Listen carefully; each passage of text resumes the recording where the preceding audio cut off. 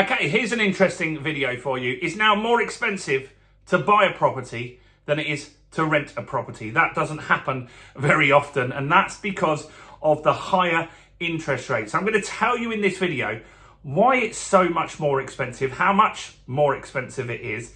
It's a little more than you probably think. And what would I do? What would I recommend my children do in this scenario? Do I think that they should still buy a property to live in this scenario, given that it's more expensive? Or would I suggest that they rent in this market and wait for the interest rates to come down? That's probably a question that you or your friends are having right now.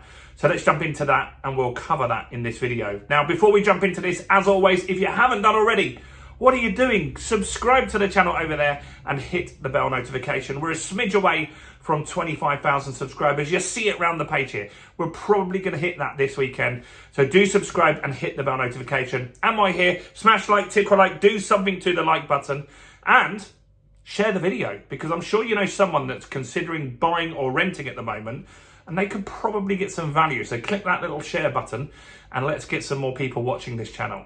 So what is going on? Well, interest rates obviously have been going up, and they went up 14 times. The Bank of England base rate went up 14 times. If you know that, right? Unless you're living under a rock, especially if you watch this channel. We've done hundreds of videos about rates. But what's also happening at the moment is banks' mortgage rates, the rate that you borrow at, they've been creeping up over the last few weeks as well, particularly prior to the 2% inflation data. There was a number of lenders that started putting rates back up. Now, that meant that affordability got that little bit harder for people, and it meant that some people just can't afford to buy a property at the moment. So let's look at the scenario here. If you have a 5% deposit to buy a house, as in you're going to buy a 100 grand house, you got 5 grand as your deposit. Now, it might not make sense to buy that property, but would we still do it? Let's have a look. Well, on average, it's now £300 more per month than rent. So what we're saying here is that your mortgage payment might be 800 quid in a property that you could rent for 500 quid. Now, you're going to kill me and say, where can you rent a property for 500 quid? Up north, you could do that, right? You could definitely find that. If you live in London, probably couldn't even get a cupboard for that. So it depends on region. So just double the numbers or triple the numbers if that makes it easier to understand. Fact is, it's more expensive now, significantly more expensive to buy a property. Now, what's also interesting is rates on average. Like if people are on a 6% rate, that comes into effect, right? And where the rates need to get to, remember, when I talk about rates on this channel, I talk about rates and say you can get a rate at 4.5%. That isn't what everybody's getting, guys. That's the best rate on the market. It doesn't mean you can get it, doesn't mean I can get it. It depends on circumstances, depends on income, depends on all sorts of things. The type of property, those sorts of things are very, very important to that rate as well.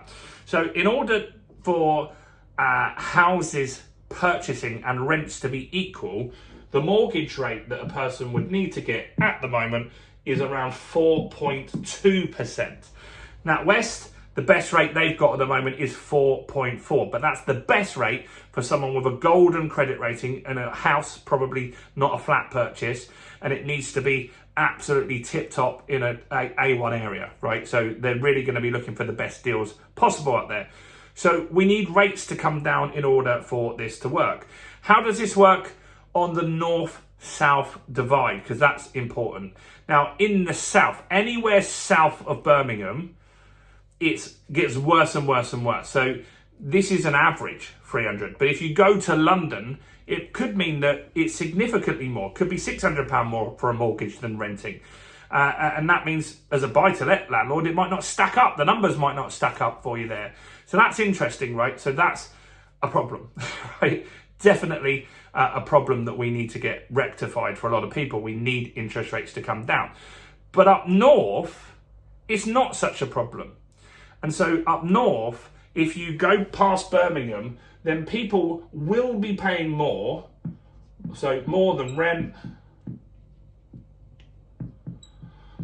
Up north is just 100 quid, right? It's just £100. So what would I suggest to my friends, my family, if they're saying to me, you know what, I just want to get on the housing ladder. I've got my 5% deposit. I can afford my mortgage. I passed all the affordability. I would say, go for it. In my opinion, I would say buy that property, because what happens is house prices invariably always go up. Yes, the market could go down a little bit, but I would always recommend people to buy something they can add value to. I wouldn't want to buy a new build property. That's definitely something I don't recommend. I would always buy something I can add some value to. So that's going to protect me a little bit there. So I'm going to make some extra equity on top of my 5% over there. And also, every month that I pay down my mortgage, I'm actually paying myself as well. So let's just say that I pay back 600 quid a month on a repayment mortgage. At the beginning, I'm also probably going to be paying 250 quid off my balance with that payment. So every single month, I'm building 250 quid extra in equity. So while I might be paying more than rent, I've got somewhere that's my home. That means a lot to people. Having your own home that you own, it's an asset that's going to appreciate. It also is the starting point. So when you jump into the property market, as long as rates don't go crazy, which is looking like they're going to go down, so more than likely your future payments will be cheaper than what you're paying today. So if you've got a new mortgage today, and let's just say it's 600 quid, when you refinance in 2 years or 5 years, depending on inflation, recessions, and all of that stuff, but it's highly likely that interest rates will be down to around 3.5% there. So your next renewal on your mortgage means your payments would start getting cheaper. You're also going to owe less money at that point. So let's just say you bought a 100 grand house, you've got a 95 grand mortgage in 5 years, maybe you only owe £90,000. So your next mortgage is a £90,000 mortgage with a lower interest rate, which is really, really powerful. And so life gets cheaper. And then in 10 years from now, that debt might be down to 60 grand, might be down to 50 grand, but your house will probably be worth 200 grand. And that payment won't seem as bad because you'll be paying significantly less on a monthly basis. And you'll have probably got a pay rise from your job, even if it's just with inflation and you haven't got a promotion or something like that. So I always feel that you should jump into the property market if you can afford it, if you're not overstretching yourself, and if you can find a property where you can add some value to. So the fact is, yes, there are some areas, especially south of Birmingham, where right now, with the higher interest rates, it is more expensive than renting. But with renting, you're giving all that money to a landlord like me, and that money goes to our lifestyle. So that's my thoughts on it. What would you do? Do comment below with your thoughts and opinions on that. Do smash that like. Do share this video. Subscribe. Let's get 25,000 subscribers. Check out all the other content on my channel, including this video right here.